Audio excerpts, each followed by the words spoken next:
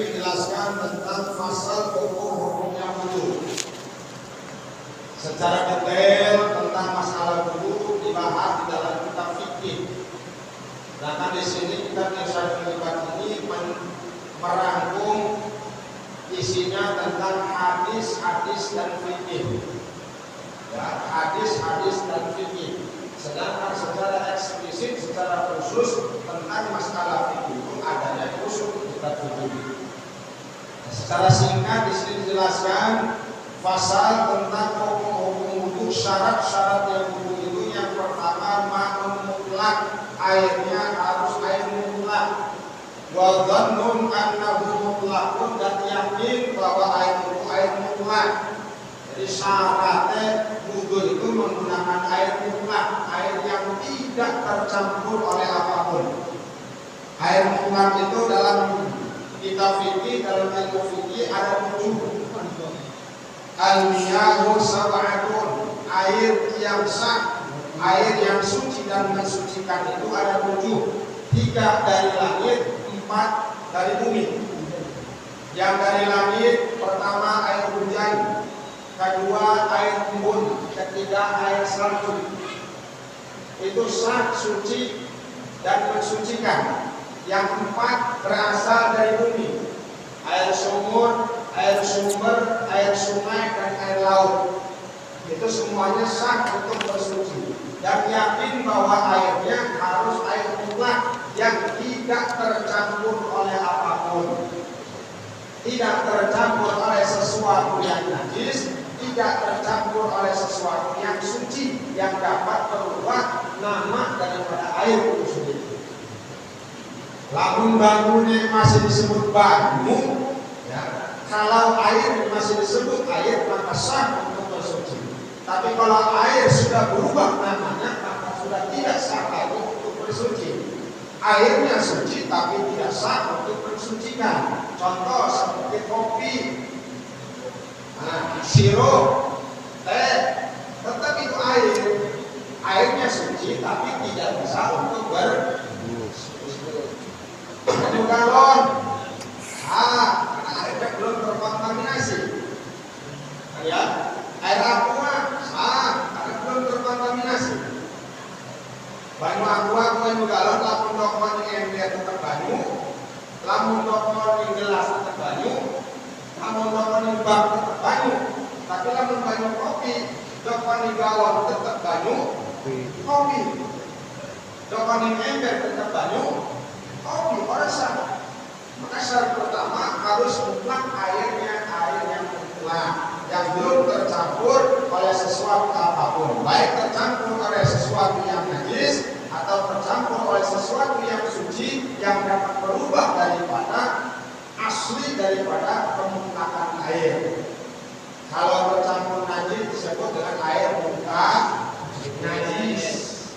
Kalau air yang tercampur dengan sesuatu yang suci dan dapat berubah daripada kesucian airnya disebut dengan air mughayyir atau air yang berubah. Berubah apa? Berubah dari 3 sifatnya, baik warna, rasa, atau bau. Kalau tidak tercampur oleh sesuatu apapun, maka air tersebut suci dan mensucikan. Yang kedua, syarat selanjutnya Islam harus beragama Islam. Wong kafir ora sah wudu, wong murtad ora sah wudu. Wong murtad harus sholat ini berasa wudune.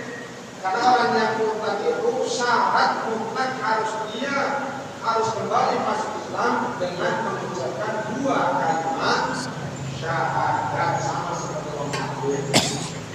Kafir itu kalau yang masuk Islam syaratnya harus masuk Islam melalui 2 kalimat syahadat.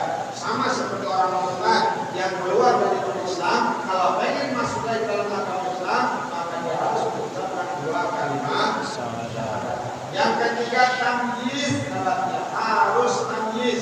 Tamyiz itu orang yang mengerti, bisa membedakan mana yang baik dan mana yang salah. Wong jelinger, ada modal cilik di bawah umur 5 tahun belum sah untuknya.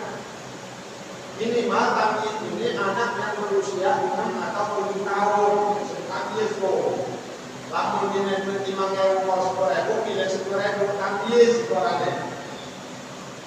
Kalau ada anak kecil usia 7 tahun disodorkan uang 50.000 atau 5.000, pilih 5.000, kurung tamyiz haram, kurung jelinger. Ini pisang goreng, partai kucing, diri tadi kurung tamyiz caranya. Nah, orang yang tamyiz, orang yang mumayyiz ini orang yang sudah membedakan mana yang baik dan mana yang buruk. Makanya anak kecil sah untuk menjadi imam selama dia sudah mumayyiz, walaupun dia belum wajib sholat. Bocah cilik umur 7 tahun imam sholat sah sholatnya selama anak itu mumayyiz, mengerti tentang syarat dan hukumnya sholat. Sholat biasa, tapi dia belum kehukuman wajib sholat. Imam Jumat anak kecil sah. Itu kata-kata dia kan imam Jumat orang-orang sekitar pada sholat apa? Iskandar turun dia bukan. Nah kasarnya cuma patokan ngaku-ngaku Arab jadi imam, tapi imam Jumat orang-orang Jumat syaratnya tulis kawin. Enggak ada. Karena syarat itu syaratnya apa? Syaratnya sudah balik dan mengerti. Syaratnya terus balik. Nah balik itu umur kira kalau anak sempurna dari 15 tahun, umur 17 tahun jadi imam sah. Bahkan anak kecil pun yang usia 7 tahun sah mengimami sholat selama dia sudah mumayyiz. Sah sholatnya, tapi dia belum mewajibkan sholat. Nah, kalau mengimami sholat Jumat minimal tidak boleh kurang jamaahnya dari 40 rajulan kamilan muqiman mustawqinan. Lamun kurang 40, pas 40 kalau bocah belum sah teh. Menurut mazhab Syafi'i, umpama di jamaah ini wong mukim kabeh, wong mustawqin kabeh, lanang kabeh ana 50. Tapi baca Qur'annya masih belet-beletan. Masih katakan anak udah cilik umur 7 tahun hafid Qur'an, jadi imam sah jumlatannya. Tapi syaratnya lebih daripada 40 orang. Kamu kurang sih 40 orang, kurang daripada 40 orang, maka jumlatannya dianggap tidak sah. Wajib harus melakukan sholat doa. Yang selanjutnya wa ilmu fardiyatihi, mengetahui tentang fardunya wudu. Syarat itu. Makanya ibadah itu apapun bentuknya harus diawali dengan ilmu. Arab sholat perlu ilmu tentang sholat. Arab wudu perlu ilmu tentang fardu. Mana yang fardu, mana yang sunnah. Kalau bisa membedakan mana ini fardu atau rukun, mana ini sunnah. Jangan meyakini yang sunnah menjadi fardu atau fardu menjadi sunnah. Orang sah. Anak wudu prakteknya bisa, kaifiatnya tahu. Basuh tangan, kumur-kumur, istinsyaq, membasuh wajah, membasuh kedua tangan sampai siku, mengusap kepala, membasuh telinga, membasuh kaki. Prakteknya selesai, prakteknya ngerti. Begitu ditanya membasuh wajah dalam hukumnya apa? Orang roda, belum masuk syarat. Syarat belum pernah, kenapa? Belum mengetahui tentang fardunya wudu. Itulah fungsi ngaji mohon dan supaya ibadah itu ketara. Wudu kita ibadah cuma pemiluan doang, itu tentang kita tahu dasar. Oh, membasuh wajah dalam bentuk hukumnya fardu atau rukun. Membasuh kedua tangan sampai siku itu fardu atau rukun. Mengusap sebagian kepala itu fardu atau rukun. Membasuh kedua kaki sampai lantai kaki itu fardu atau rukun. Sedangkan mencuci telapak tangan, kumur-kumur, istinsyaq, membasuh kedua benak hukumnya sunnah. Bisa membeda. Nah kemudian selanjutnya wa adamu dhanni fardhihi naflan. Tidak ada keyakinan tentang fardunya wudu akan sunnah. Jadi tidak meyakini bahwa yang fardu itu menjadi sunnah. Harus tahu kan, ilmu fardiyatihi, harus mengetahui tentang fardunya. Nggak boleh kita meyakini bahwa ini fardu menjadi sunnah atau dibalik sunnah menjadi fardu. Nah, makanya membuang awam, orang awam yang sama sekali belum mengerti, maka yakini semua praktek ibadah itu hukumnya wajib fardu. Salat mulai dari niat takbiratul ihram sampai salam semuanya wajib. Wudu dari mulai niat membasuh tangan sampai takbir semuanya fardu. Jangan ikut sunnah. Itu bagi orang awam. Karena kalau kita meyakini ada sesuatu yang sunnah sedangkan itu fardu, hukumnya enggak sah. Salat baca Fatihah wajib.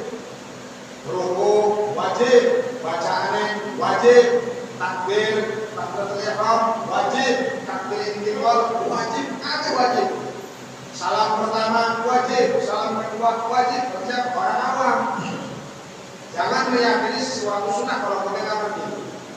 Kalau kita meyakini sunnah sedangkan itu salah keyakinannya, maka nggak sah salat. Begitupun dalam wudu. Yakini semua itu bahwa fardu orang yang awam, tapi kalau orang yang sudah mengerti, orang yang sudah ngaji bisa membedakan mana yang fardu dan mana yang sunnah. Nah, kemudian wa adam muhailin wala mughayyirin lil ma'i 'ala al-ardi, tidak ada penghalang dan tidak ada yang merubah bagi air di atas anggota wudu. Syaratnya itu. Makanya sebelum wudu periksa dulu anggota wudu kita. Mana anggota wudu kita? Ada 4. 1 wajah, 2 tangan, 3 sebagian kepala, 4 kaki. 4 anggota wudu ini harus kita perhatikan, harus kita periksa sebelum kita melaksanakan wudu. Khawatir takut ada penghalang di atasnya. Khawatir takut ada sesuatu yang dapat merubah kesucian air.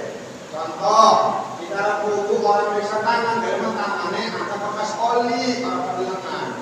Begitu kita basuh tangan, beres wudu, karena ada bekas oli, ini masukkan lagi. Yang harus ulang lagi, dibersihkan lagi.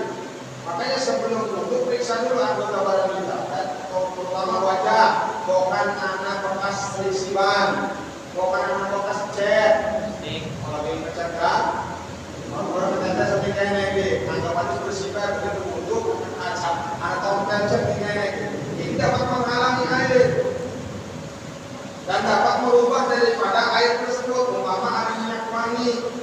Biasanya orang yang pakai minyak wangi, tangannya minyak wangi sebelum kita wudu. Kalau kita batal wudu mau wudu lagi, sebelum kita wudu bersihkan dulu baunya minyak wangi agar supaya apa? Air yang kita gunakan untuk wudu tidak berubah daripada kesucian ataupun kemutlakan air tersebut. Dikumpah di tangan, ambil tangan, ada masuk wangi, siap ini. Sekira-kira sudah tidak ada bau pada kita. Tapi kalau masih ada bekas wangi-wangi ini, dan wangi yang menyengat, begitu kita mengambil air untuk wudu, airnya sudah terkontaminasi dengan sesuatu yang dapat merubah air. Seperti apa? Kawas bintang tertofin, seperti kotoran yang ada di bawah kuku. Si mau berdawa, diperiksa ini bukan anak kaki. Takut ada kotoran yang dapat menghalangi air, dibersihin, dicotek dingin. Kalau kukunya pendek, biasa normal. Tapi khawatir bukan kuku berdawa. Ada kotoran yang kita nggak periksa, begitu kita wudu, kita basuh tangan, anggap ada sampai karena belum nyampe ke anggota badan, masih terhalang oleh kotoran. Bahkan zafaran sandal, dan seperti minyak zafaran dan sandal. Sandal itu seperti cat, lem, segala macam yang dapat menghalangi air sampai ke anggota badan, anggota wudu. Diperiksa kembali-kembali. Jika terjadi bengkel, lalu bekas oli, bersihkan ini oli ini. Kotoran-kotoran yang menyangkut yang menghalangi air sampai ke anggota wudu, bersihkan itu semaksimal mungkin. Lalu macam kita di crop jadi supaya kotor. Nah, kalau tinta belok ya, kita belok kalau yang hilang. Minimal sebelum kita berwudu harus kita bersihkan dulu. Kita gosok, kita bersihkan dulu dengan air agar bekasnya tidak berpengaruh. Bekasnya, si penting setelah mengikrok, ya begitu kita gosok, itu sudah hilang bekasnya. Tapi kalau masih bisa hilang, maka buang. Nanti dapat menghalangi air itu sampai ke anggota wudu. Kalau kita pemilukan ya, kita luar biasa, kadang-kadang sampai bulan bina hilang-hilang. Nah kemudian sholat selanjutnya wajah yulmai alaihi dan mengalirkan air ke atas anggota badan. Jadi syaratnya wudu itu airnya mengalir ke anggota badan. Syaratnya harus ada air yang mengalir untuk tempel-tempel apa? Umpama kita wudu ambil air ya untuk wajah, bajunya dibuang kayak gini. Orang saya itu cuma tempel-tempelan doang atau di tangan dan di kaki, nggak sah, harus airnya mengalir baik di seluruh anggota badan. Yang hukumnya harus dimasuk wajah, kedua tangan sampai siku dan kedua kaki sampai mata kaki. Itu harus memang mengalirkan air. Yang selanjutnya dukul waktu lidah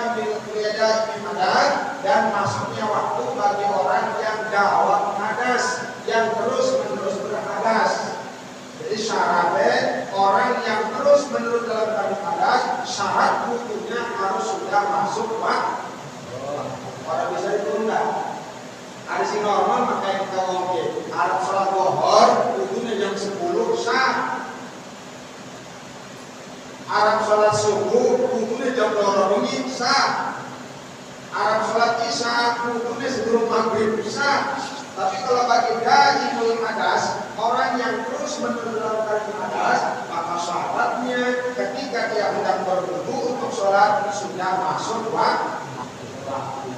Si beseran bonge, si sebesbet seret bertubai, si sebesbet kentut, sebesbet kentut baru ditahan. Dan itu orang main menit, main detik.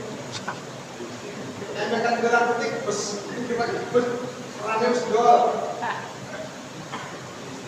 Orang bisa gerak sedikit, gerak sedikit, baru rumah. Nah orang-orang yang seperti ini, orang-orang yang dawam ada seperti ini, wudunya sudah masuk waktu. Dan setiap hendak berwudu harus sudah membersihkan daripada najis. Namun sering wudu baik, tidak kena penyakit apa? Geser ada bahasa Indonesia. Ada bahasa usul, bahasa penyakit sering wudu. Jadi kalau punya penyakit seperti itu, setiap kita hendak berwudu, syaratnya sudah harus masuk waktu dan harus dibersihkan. Terus beres dibersihkan, terus istrinya beres dibersihkan, ditempel, ditutup, dipasang kelapa, jahit, teman, tambah. Terus beres wudu. Nah, kalau sudah wudu melaksanakan sholat, kalaupun keluar ketika sedang sholat, maka dia akan sah sholatnya karena daimul hadas. Tapi itu tidak bisa untuk digunakan sholat yang akan datang. Harus wudu baru. Dan caranya harus seperti yang awal. Harus sudah masuk waktu dan harus dibersihkan daripada najis. Itu bagi orang yang daimul hadas, orang yang terus berhadas. Tapi kalau orang enak, itu normal. Si badannya masih sehat, si badannya masih normal, wudu subuh sampai ketemu subuh mani, kalau wudu mani, hebat. Sholat maghrib kita wudu sampai isya sampai subuh mani, orang wudu mani dengan wudu satu cukup. Ada orang yang normal. Tapi yang masih normal ada kan kalau nanti nguyuh mani, ada kan nguyuh mani, geser. Orang yang seperti ini wudunya harus sudah masuk waktu. Nah kemudian selanjutnya wafurutuhu, fardu-fardunya wudu atau rukun-rukunnya wudu. Niat adai fardil wudu, niat menunaikan fardu wudu. Jadi pertama niatnya niat fardu wudu. Nawaitu fardal wudu'i birafil hadatsil asghari. Kamu pengen singkat nawaitu fardhal wudu'i lillahi ta'ala atau nawaitu wudu'a lillahi ta'ala apa? Kalau kita bawa nama wudu atau fardhu wudu cukup walaupun tidak menyebutkan hadas. Tapi kalau tidak menyebutkan wudu atau fardhu wudu harus dibawa hadasnya. Nawaitu raf'al hadatsil asghari. Ya, kalau nggak menyebutkan kalimat wudu atau kata wudu atau fardhu wudu, cuman menyebutkan hadas, maka kalimatnya nawaitu raf'al hadatsil asghari lillahi ta'ala. Saya niat menghilangkan hadas kecil karena Allah. Kalau nggak pakai hadas asghar, nggak bawa nama hadas, cukup nawaitu fardhal wudu'i. Saya niat fardhu. Atau al-taharati istibahati sholat, atau bersuci untuk membolehkan sholat. Bagi siapa ini? Bagi orang yang daimul hadas. Kalau orang yang daimul hadas niatnya tidak bisa menghilangkan hadas. Kenapa? Dia selalu dalam keadaan hadas. Orang bisa langsung daim hadas. Orang yang selalu berhadas niatnya nawaitu raf'al hadasi atau nawaitu fardhal wudu'i tak sah. Kenapa? Dia selalu dalam keadaan berhadas. Niatnya bagaimana? Nawaitu taharata listibahati sholat. Saya niat bersuci untuk membolehkan sholat. Halo, ini ada. Saya niat bersuci untuk membolehkan sholat. Kenapa? Ketika dia lihat seperti itu, hadasnya pasti datang. Sudah wudu pasti hadasnya datang lagi. Jadi pun hadas, terus-terusan berhadas. Kapan niat itu? Inda awali ghasli juz'in minal wajhi, ketika awal membasuh bagian dari wajah. Rukune loh. Jadi niat itu adanya ketika awal membasuh bagian dari wajah. Terserah mau dari atas silakan, mau dari samping silakan, mau dari bawah silakan. Yang penting masuk kategori wajah. Air jatuh ke anggota wajah, disitulah berbarengan dengan niat. Niatnya bagaimana ya? Seperti niatnya. Mau niat nawaitu fardhal wudu silakan, nawaitu wudu'a silakan, nawaitu taharata istibahati sholat silakan, nawaitu raf'al hadatsil asghar silakan. Yang penting ketika niat itu harus berbarengan dengan membasuh bagian daripada wajah. Nah, kemudian selanjutnya wa ghaslul wajhi wal yadaini ma'al mirfaqaini, membasuh wajah wal yadaini dan kedua tangan ma'al mirfaqaini sampai ke kedua siku-siku. Jadi wajibnya, rukunnya, fardhunya dalam wudu membasuh tangan sampai siku-siku.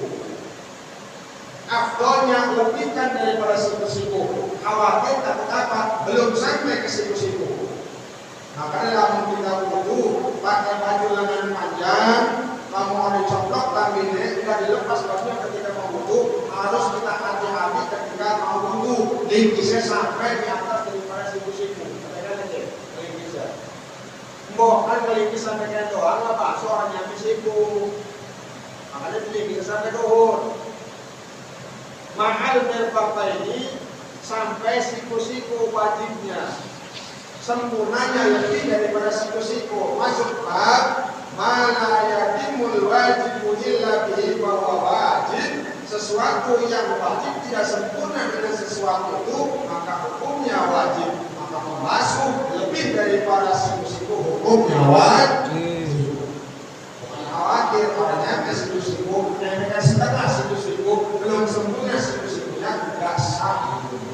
Makanya harus lebihkan daripada siku-siku.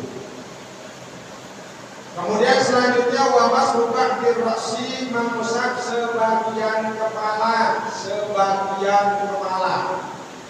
Tidak mesti semua, sebagian. Kepala itu mana? Boleh depan, boleh samping, boleh belakang. Yang penting masuk dalam lingkaran kepala. Rambut hubungannya di kepala. Ada tentang minimal 3 helai rambut gondrong kucuk doang.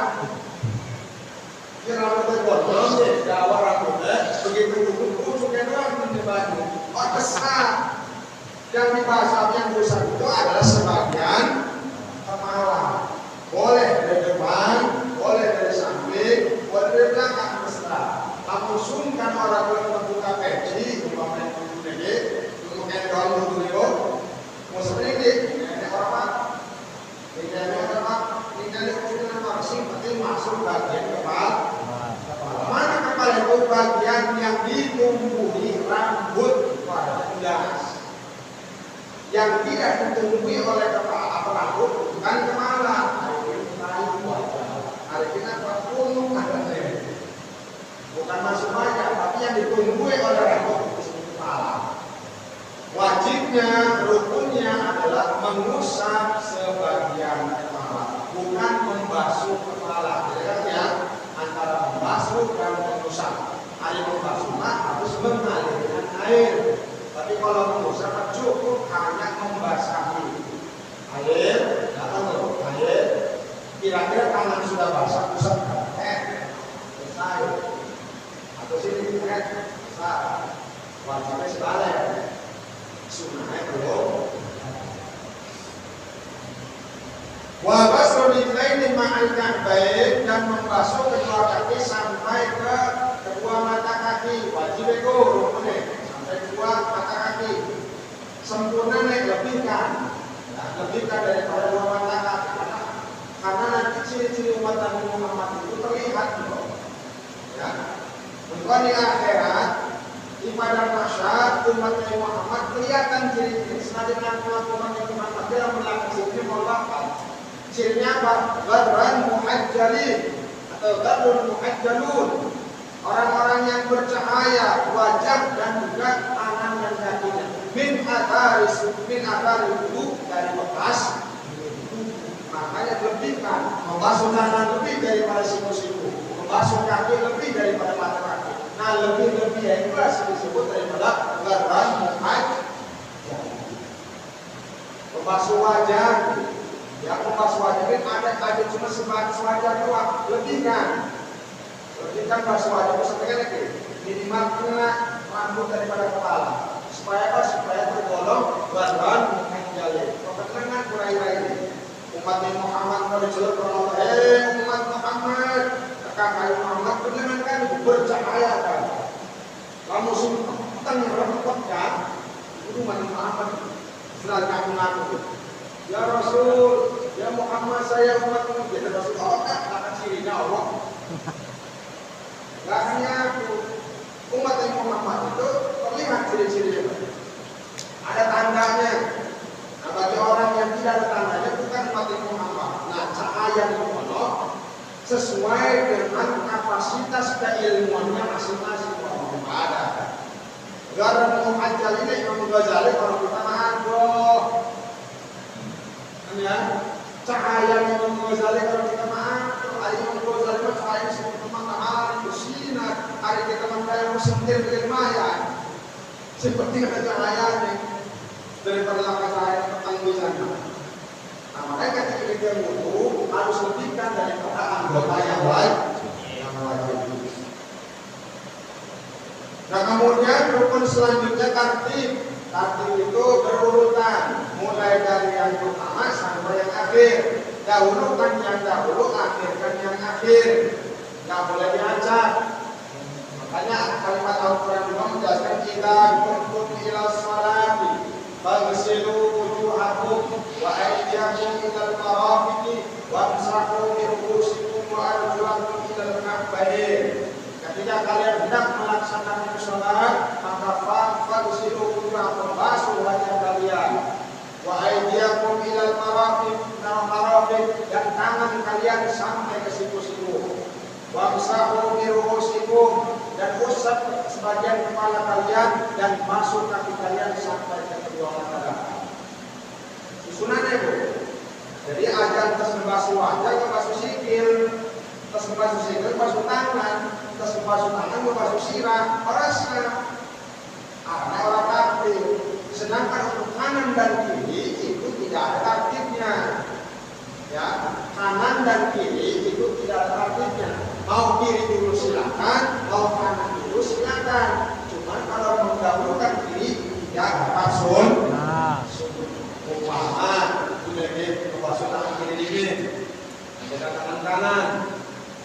basuh kuping kiri dulu, kuping kanan, basuh kaki kiri dulu, baru kanan. Sama wudhunya, tapi udah ada sunnah. Nah, kemudian dijelaskan lau syakka fi tathhiri 'abdin qabla al-faraghi min al-wudu'i tahharahu wa ma ba'dahu